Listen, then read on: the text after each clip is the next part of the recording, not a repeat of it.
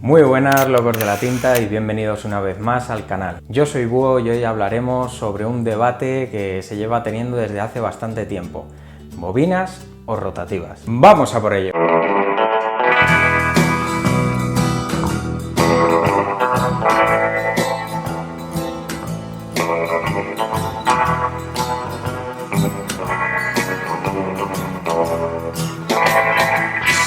Lo primero, antes de empezar, quiero deciros que no significa nada de lo que diga aquí que tengo razón o dejo de tenerla. Simplemente es mi opinión personal y la experiencia e información que he ido recabando durante todos estos años como tatuador profesional. Y sobre todo como friki de las máquinas, porque hay que decirlo también, y es que me ha encantado de siempre las máquinas. Me las he comprado por capricho, me las he comprado por probar y he probado todo tipo de máquinas. Voy a comentar los aspectos que yo creo más importantes y que diferencian unas de otras, y sobre todo que ponen un poquito en bandeja el tema de los pros y los contras, o los puntos fuertes y las debilidades de cada una de ellas. Como siempre, tenéis que buscar la máquina que mejor se adapte a vuestra forma de trabajar. Esto no implica que unas máquinas sean mejores que otras, sino que todos tenemos formas de trabajar diferentes y tenemos que encontrar la máquina que se ajusta mejor a nosotros. Lo primero por lo que empezaré será por el peso. Aquí las máquinas de bobina tienen un poco las de perder. Las máquinas de bobina sí es verdad que las están haciendo cada vez más reducidas y con materiales un poquito más ligeros,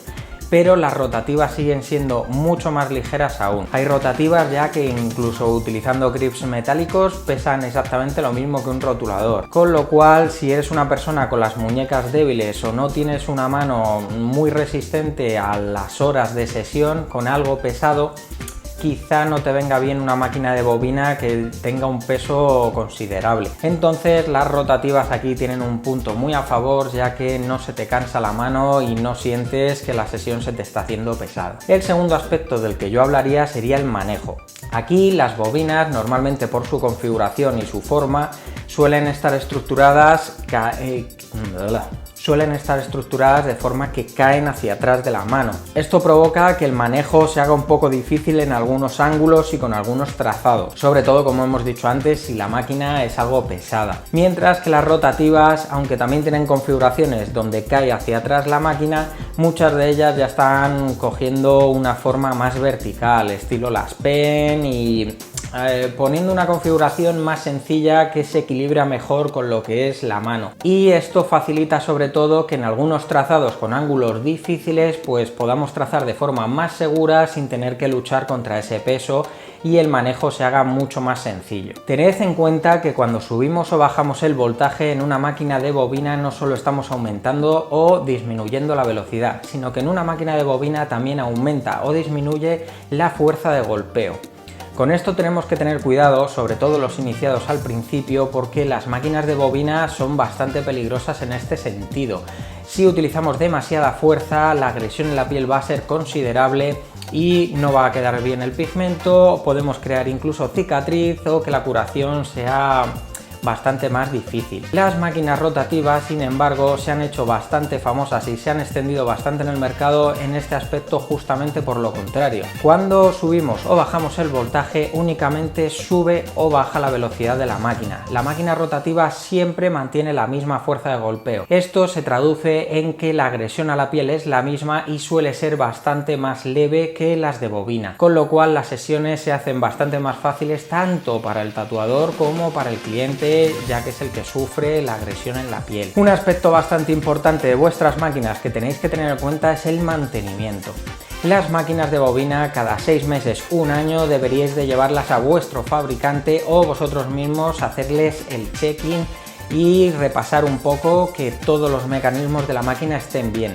Contad con que la máquina de bobina, tanto el tornillo de contacto, el fleje, el martillo, las bobinas, sufren un desgaste y hay que reponer esos componentes cuando ya no rinden de la misma manera que deberían. Mientras que las máquinas rotativas aquí también han cogido bastante ventaja, ya que están configuradas con un motor eléctrico y realmente hasta los 10 meses no hay que hacer un mantenimiento ni necesitan de un mantenimiento regular.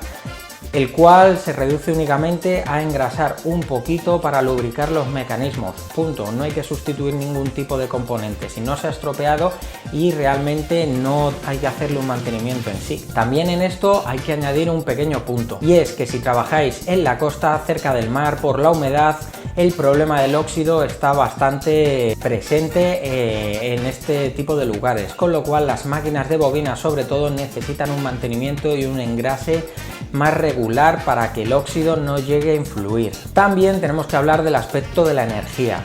Como sabéis, las máquinas de bobina empiezan a trabajar con un voltaje bastante bajo y sobre todo tienen un voltaje que no exige demasiada energía, aunque se nota mucho cuando nuestra fuente de alimentación no es demasiado buena y no transmite un flujo de energía constante. Sin embargo, tenéis que tenerlo en cuenta, ya que las máquinas rotativas sobre todo exigen una mayor energía, un mayor voltaje. Entonces tenéis que tener también en cuenta, aparte de invertir en una máquina rotativa, que tendréis que tener una fuente de alimentación que dé la talla para alimentar este tipo de máquinas. Con respecto a las agujas, tenemos que hablar que las máquinas de bobina sobre todo trabajan con agujas de varilla.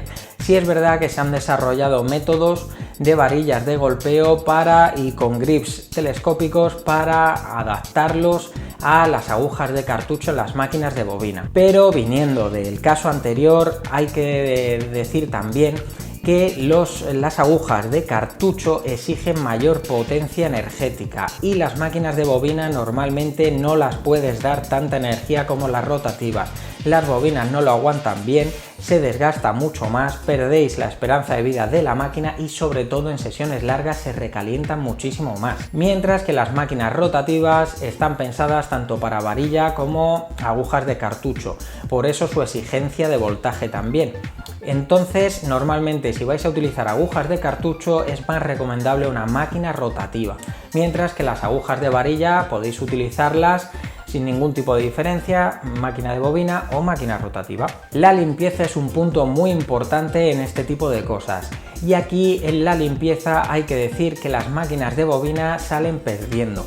Por su configuración y su estructura tienen muchos recovecos y muchos sitios donde se puede acumular la suciedad, las salpicaduras de tinta y de cualquier tipo de fluido. Es siempre recomendable que utilicéis una bolsa protectora para la máquina, pero si aún así no la utilizáis o sois descuidados, tened en cuenta que luego vais a tener que darle una limpieza bastante severa a la máquina, utilizando papel con vuestro producto de limpieza. Por ejemplo, yo recomiendo también los bastoncillos de las orejas, que llegan a zonas mucho mejor y absorben bastante bien. Pero tened en cuenta que sí, las máquinas rotativas aquí ganan un poco la mano, ya que las máquinas rotativas están configuradas con una carcasa que suele ser lisa y que están pensadas para una rápida limpieza. Pasas un papel, limpias un poquito y se acabó. Después también tendríamos el sonido, que parece que no es importante, pero sí lo es. El sonido de las máquinas de bobina todos los conocemos, y aunque la mayoría de los tatuadores nos hemos acostumbrado a ello y para mí, por ejemplo, es ruido blanco, ya ni me entero, sí es verdad que es bastante molesto y para los clientes que no suelen tatuarse les pone bastante nerviosos. Por mi experiencia personal he visto que la mayoría de los clientes lo relacionan con el ruido del dentista, y todos sabemos que el dentista nunca cae bien a nadie. Mientras que las máquinas rotativas en esto también han ganado un punto y son súper silenciosas, y algunas tienen un sonido casi inapreciable. Esto hace que la sesión sea más tranquila, que los nervios del cliente no se alteren mucho y sobre todo lo agradecen nuestros oídos. Y por último, pero no menos importante, sería el aspecto del precio. Aquí tenéis que hacer un poco balance de vuestra inversión inicial si sois novatillos, o si ya sois profesionales, un poco la calidad-precio que os va a dar cada máquina.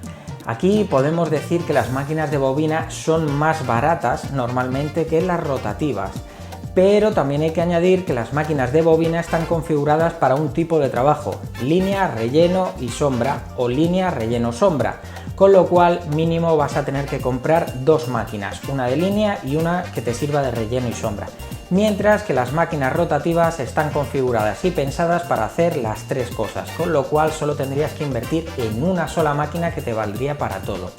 Sin embargo, hay que tener varios factores en cuenta.